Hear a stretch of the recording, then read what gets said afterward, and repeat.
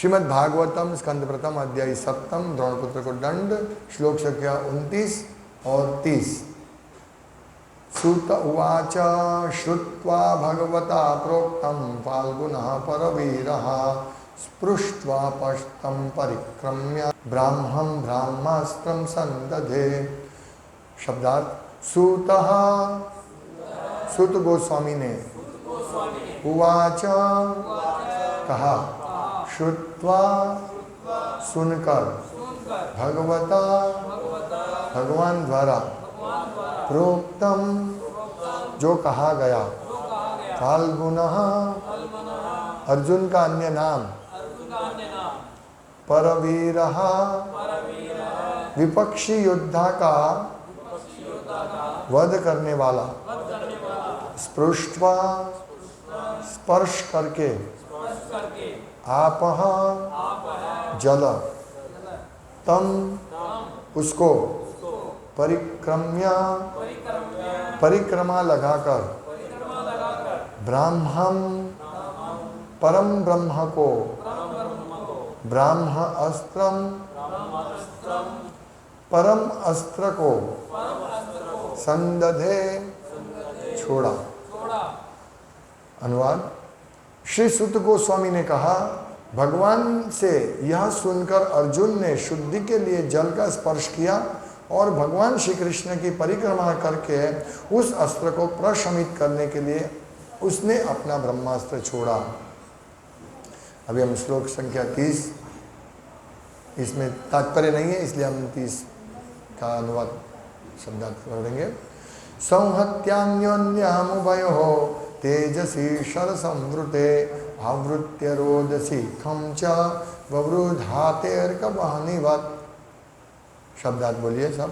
संहत्या संयोग से अन्योन्यम परस्पर उभयोः दोनों के तेजसी तेज शर हथियार संवृते गिरते हुए आवृत्या आच्छादित करके रोदसी पूरा आकाश खंच बाह्य अंतरिक्ष भी ववृधाते बहते हुए अर्क सूर्य का गोला वहनीवत अग्नि के समान। अनुवाद। जब दोनों ब्रह्मास्त्रों की किरणें मिल गई तो सूर्य के गोले के समान अग्नि के एक बहुत बृहद चक्र ने समस्त बाह्य अंतरिक्ष तथा लोकों के संपूर्ण गगन मंडल को आवृत कर लिया।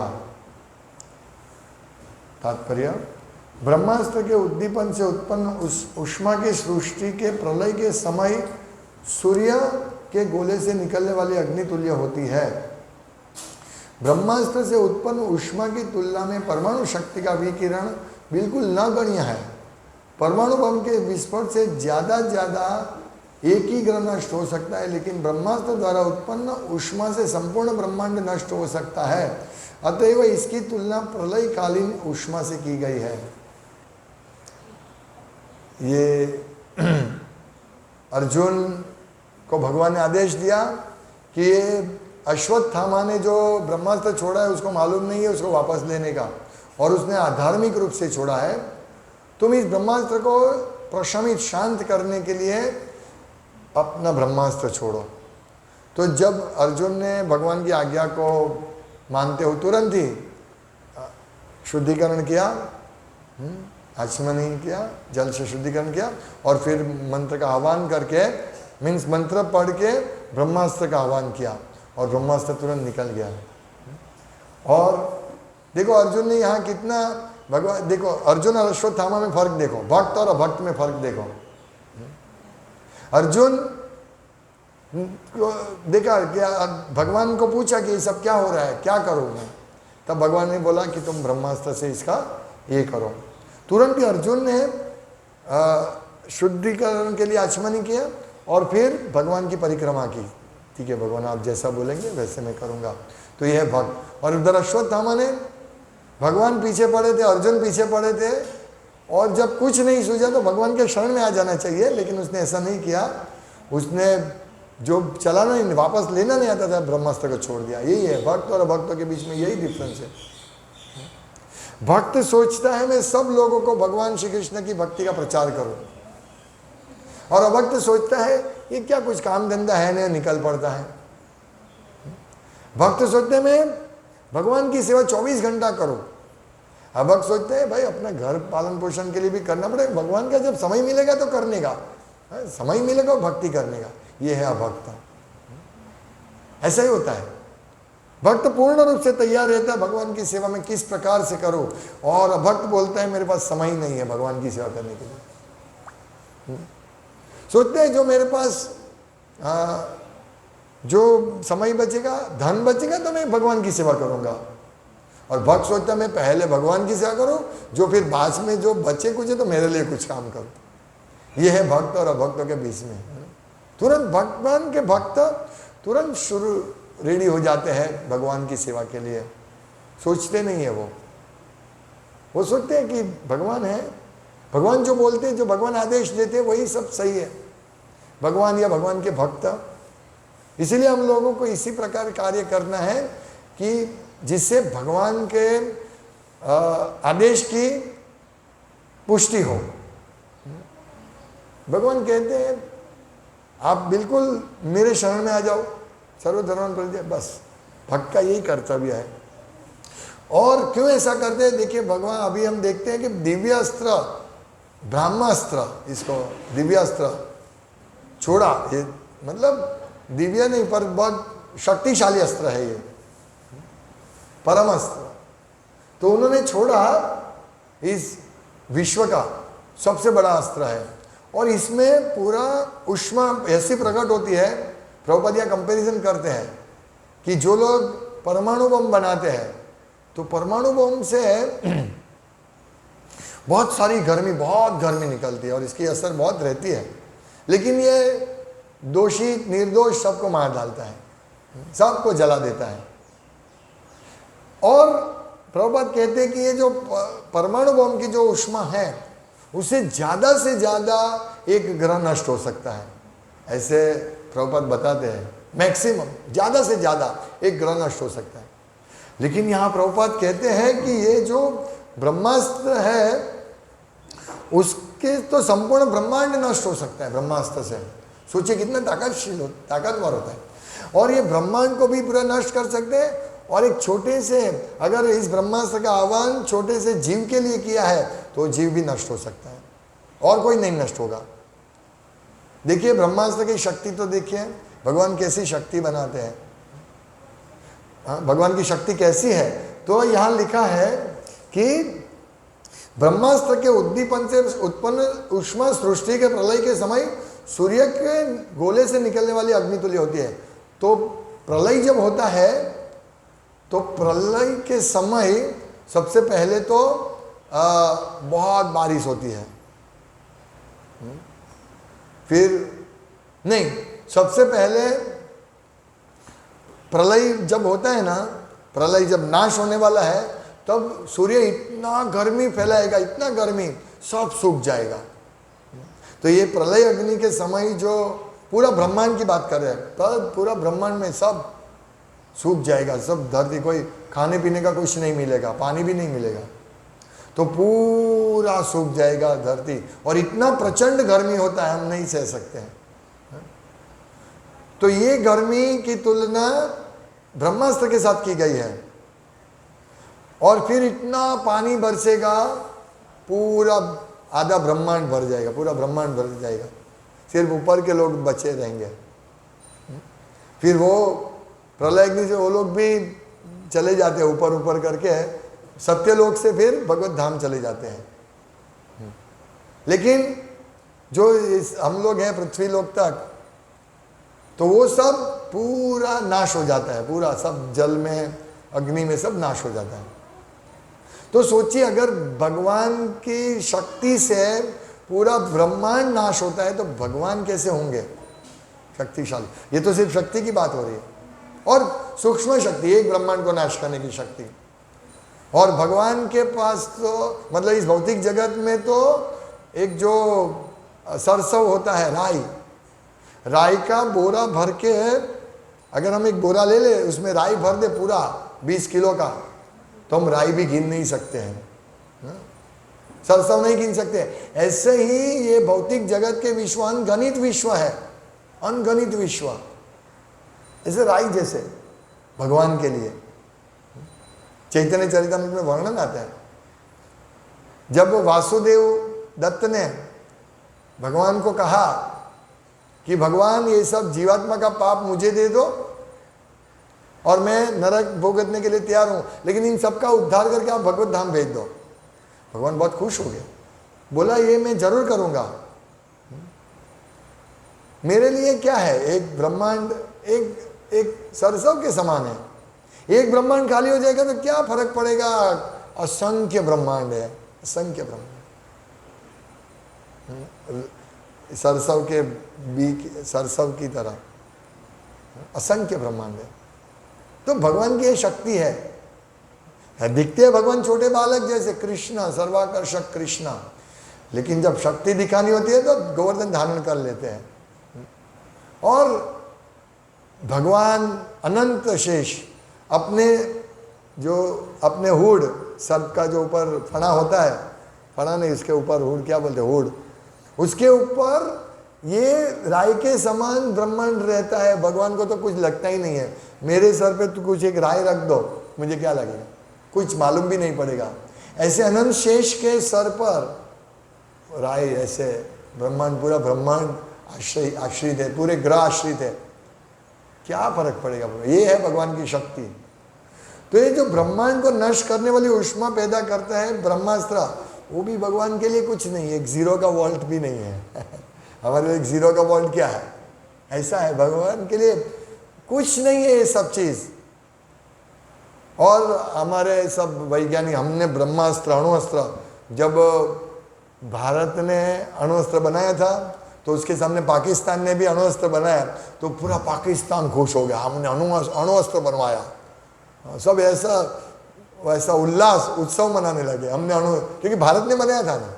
कितनी ईर्ष्या है, सब भारत पाकिस्तान सब ईर्ष्या, हमने अणुअस्त्र बनाया। जैसे वो अणुअस्त्र बना के पूरा ब्रह्मांड का स्वामी बन गया, ऐसा उनको ऐसा लग रहा था, क्योंकि भारत को हम लड़ाई कर जीत सकते हैं। अभी प्रभुपाद के लिए अणुअस्त्र क्या है, कुछ नहीं है। अभी अभी वैज्ञानिक लोग कहते हैं कि मतलब एक सर्वेक्षण है कि विश्व में America, Bharat, Japan, China, Pakistan, सबके पास इतने अणुअस्त्र है कि समग्र पृथ्वी का नाश हो सकता है। कितनी बार नाश हो सकता है। प्रभुपाद कैसे, ऐसे पृथ्वी का नाश नहीं होता है, ये ऐसे अणुअस्त्र से नहीं होता है। फिर भी प्रभुपाद यहाँ कहते हैं कि अगर ज्यादा से ज्यादा एक ग्रह नाश हो सकते हैं, लेकिन ब्रह्मास्त्र पूरा विश्व नाश हो सकता है। लेकिन कुछ नहीं है भगवान के सामने कुछ, इसीलिए हम लोगों को ये सब समझना है।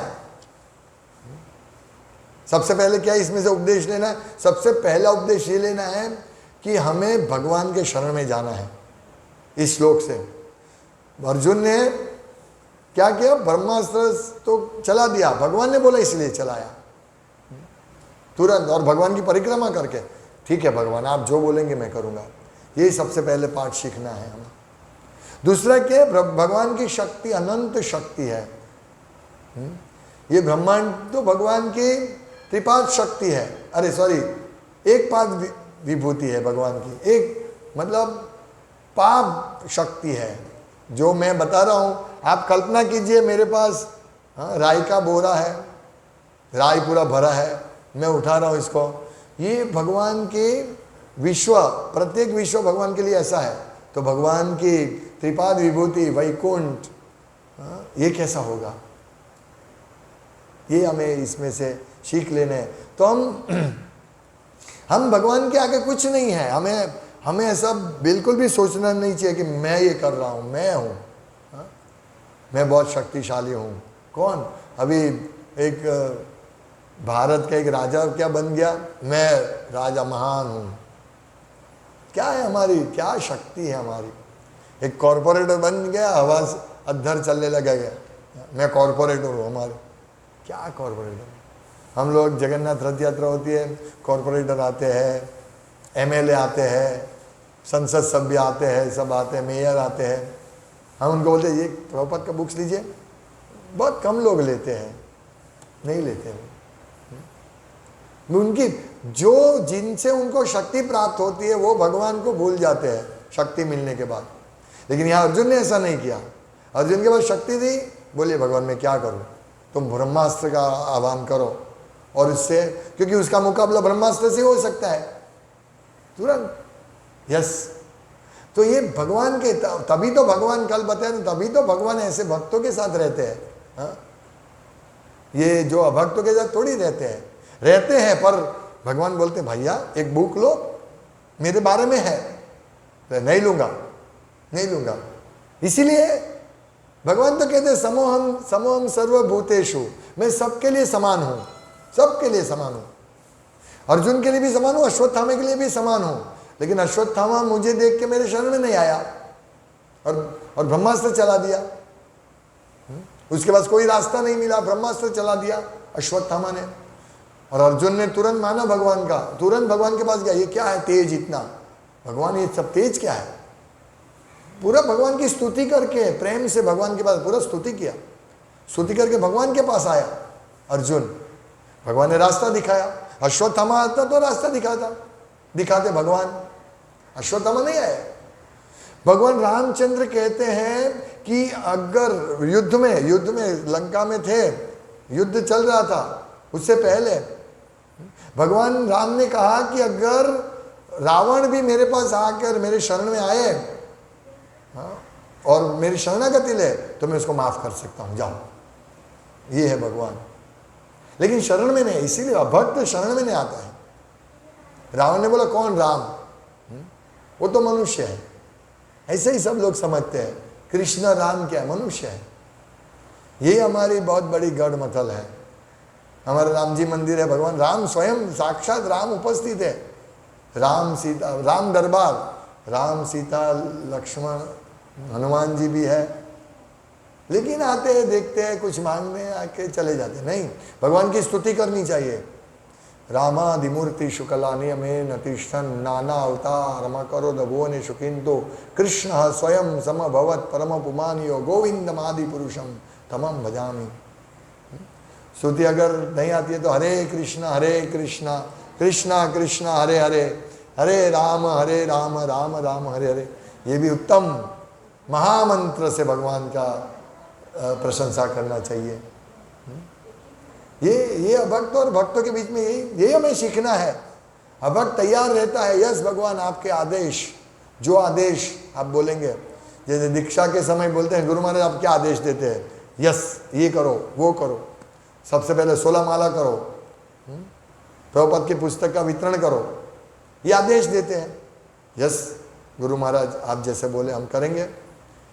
तो इस प्रकार से भगवान और भक्तों के बीच में, गुरु और शिष्य के बीच में ऐसा संबंध होना चाहिए। गुरु तैयार होने चाहिए भगवान के आदेश को ग्रहण करने के लिए, और भक्त तैयार होना चाहिए भगवान के आदेश को ग्रहण करने के लिए। फिर देखिए भगवान क्या करते हैं। जो भगवान का आदेश मानते हैं तो क्या भगवान उसको लात मार के फेंक देंगे? हमारा इतना सुंदर सेंटर है, हम भगवान के प्रचार के लिए, भगवान की सेवा के लिए सब किया है, तो क्या ये बंद कर देंगे भगवान? नहीं, हमको और शक्ति देंगे, और शक्ति देंगे, और शक्ति देंगे ताकि हम और भगवान की सेवा कर सकें। भगवान तो हमसे सेवा चाहते हैं और कुछ नहीं चाहते। सब देंगे, खाना देंगे, पीना देंगे, वो पहनना देंगे, सब ऐश्वर्य देंगे। भगवान को थोड़ी कमी है, उनको थोड़ी जेब में हाथ डालना है भगवान को। ऐसे जब सुदामा भगवान के पास गए, मांगा नहीं, क्या लाए मेरे लिए? ये तांदुल चावल है, लाओ। तुम इतना बढ़िया गिफ्ट मेरे लिए लाए हो और छुपा के रखते हो, लाओ।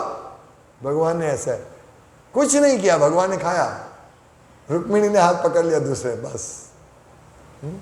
मतलब भगवान जो देते हैं ना, सब कुछ देते हैं। उनको ऐसा नहीं चलो भाई बुलाओ इनको, चलो भाई उधर महल बांधना है सोने का, नहीं, कुछ नहीं। कुछ नहीं किया भगवान ने। हाँ, उनके सिर्फ इच्छा मात्र से, ये उनकी भगवान की इच्छा मात्र से एक एक रोम में से एक एक ब्रह्मांड निकल जाता है। योग निद्रा में सोए हुए एक एक ब्रह्मांड निकल जाते हैं। वो ब्रह्मांड में हम रहते हैं और सोना, इतना सोना, वो खान में से ब्रह्मांड की खान में से हम सोना प्राप्त करते, इतना सोना लेके हम बोल मेरे पास बहुत सोना है, 100 तोला सोना है, 50 किलो सोना है, और सोचता है हाँ मैं तो बहुत बड़ा भारी हो गया। अरे भाई, ये बैलेंस करने के लिए भगवान ने बहुत सोना इसमें रखा है। स्वर्ग में जाओगे, जम्बू द्वीप, तो उसमें जम्बू नदी, जाम्बू के रस की नदी में तो आजू बाजू सोना ही सोना पड़ा है। क्या चाहिए, कितना चाहिए सोना, ले लो जाओ। और हम पकड़ के रखते हैं पैसा, सोना चाहिए, ये चाहिए, कुछ नहीं, भगवान के पास सब कुछ है। यही है ब्रह्मांड, यही है भगवान। इच्छा मात्र से पूरा ये भवन सोने का कर सकते हैं भगवान। ऐसा है भगवान। ये तो कुछ नहीं, भगवान के लिए क्या है। सुदामा कितना खाने का तकलीफ था, कभी भगवान को ये नहीं बोला मुझे दो। जब उनकी पत्नी बोलती जाओ भगवान के पास कुछ मांगो, तुम्हारा भगवान तो राजा है, नहीं कुछ नहीं मांगा। वो जब रिटर्न हो रहे थे, सोचा मैंने ऐसा, मतलब भगवान से मेरा इच्छा हुआ कि मैं कुछ मतलब ऐसा कुछ था, उन्होंने वो पश्चाताप कर रहे थे कि मेरे भगवान देखो कैसे मेरा स्वागत किया। और ये उनको ये हो रहा था कि मैं मांगने के लिए गया था, मांगा नहीं था। हालांकि ऐसा भक्तों का ऐसा होता है, जब भक्त भगवान से पास मांगता है तो उसके हृदय में पीड़ा होती है, मैं भगवान से मांग रहा हूं। उन्होंने बोला अच्छा हुआ भगवान ने मुझे नहीं दिया, नहीं तो मैं भक्ति से फॉल डाउन होता हूं। ये भी है। देखिए ये सब बहुत डिटेल में हो सकता है, हम चर्चा कर सकते हैं। कहने का तात्पर्य जब भगवान के पास जाते हैं, भगवान इतने शक्तिशाली, इतने ब्रह्मास्त्र, एक ब्रह्मास्त्र से पूरा विश्व का, पूरा ब्रह्मांड का विनाश हो सकता है। वो तो भगवान की एक शक्ति है, वो भी भौतिक शक्ति है। ब्रह्मास्त्र आध्यात्मिक नहीं है, भौतिक शक्ति है, उससे ये हो सकता है। तो सोचिए भगवान की दिव्य शक्ति कैसे होगी। दिव्य शक्ति क्या होगी। जो उदाहरण आता है ना, एक छोटा सा मैं कथा बोल के समाप्त करूंगा इस चर्चा को। सनातन गोस्वामी या रूप गोस्वामी के पास एक व्यक्ति जाता है, वो शिव जी की प्रसन्न, मतलब शिव जी का भक्त था, वो शिव जी से प्रसन्न होते हैं। शिव जी से प्रसन्न, बोले क्या चाहिए, बोले मुझे ऐसी चीज़ दीजिए, मुझे बहुत धन की आवश्यकता है। ठीक है, आप ये सनातन गोस्वामी के पास, सनातन या रूप गोस्वामी, मैं भूल गया हूँ, उनके पास जाइए। तो उनके पास जाते हैं, शायद रूप गोस्वामी जाते हैं, बोला मुझे ऐसे कुछ चाहिए, मैं बहुत गरीब हूँ। ठीक है, वहाँ वो ले लो, पारसमणि है, चिंतामणि। तो वो लेके चला जा रहा है, बहुत खुश हो गया, चला गया, क्योंकि चिंतामणि लोहे को स्पर्श करते हैं सोना बना देता है। वो चला गया, वो सोचता है अरे ये भक्त ने मुझे चिंतामणि दिया, वो तो कूड़े में पड़ा था, कचरे में पड़ा था, वो मुझे दिया, तो उसके पास उससे कुछ बड़ा चीज होगा। वो बुद्धिशाली व्यक्ति था। हमारे पास तो सोना आ गया, चलो मैं भगवान की भक्ति करता हूँ, सोना आता है, चलो भाई घर पे बैठ जाओ, और बड़ा बंगला बनाओ, पूरा जीवन भर काम करो, सोना आ गया है इसको। नहीं, वो सोचा बुद्धिशाली, अगर मुझे ये व्यक्ति ये देता है, वो कचरे में था, वो देता है, तो उसके पास तो कुछ ज्यादा होगा। उसके पास गया, बोले गोस्वामी जी बताइए मुझे, ये जो आपने तो कचरे में रखा था, आपके पास क्या है। बोले फेंक दो इसको पहले। तुरंत उसने फेंक दिया। बोले हरे कृष्णा कृष्णा कृष्णा हरे हरे, हरे राम राम राम हरे हरे। ये है चिंतामणि, दिव्य चिंतामणि, चिंतामणि प्रकर सद्म सुकल्प वृक्ष, ये सब चिंतामणि वही मिल जाएगी आपको गोलोक में। चिंतामणि प्रकर सद्म सुकल्प वृक्ष लक्षावृतेश सुरभीर विपालयंतम, लक्ष्मी सहस्र सेव्य संभ्रमाने, गोविंदमादि पुरुषम तमम भजामि। भगवान की लाखों लक्ष्मी देवी सेवा करते हैं, उनकी वहाँ के फर्श चिंतामणि के समान है, पारसमणि है। और हम इतना सोने के लिए रोते हैं, लड़ते हैं, झगड़ते हैं। दो भाई भाई में झगड़ा होता, मेरे पिताजी ने मुझे 50 किलो सोना दिया और तुमको 51 किलो सोना दिया, 1 किलो आधा आधा करो, ऐसे लड़ते हैं हम, ऐसे ही लड़ते हैं। हा? और फिर अलग हो जाते हैं, भाई भाई अलग हो जाते हैं। अरे जाओ उधर वैकुंठ में, गोलोक में चिंतामणि फर्श है, सोना ही सोना है। ये सब बात है। इसलिए हम लोगों को भगवान के शरण में जाना है, भगवान के आदेश को पालन करना है, हमारे जीवन को धन्य करना है। हरे कृष्णा।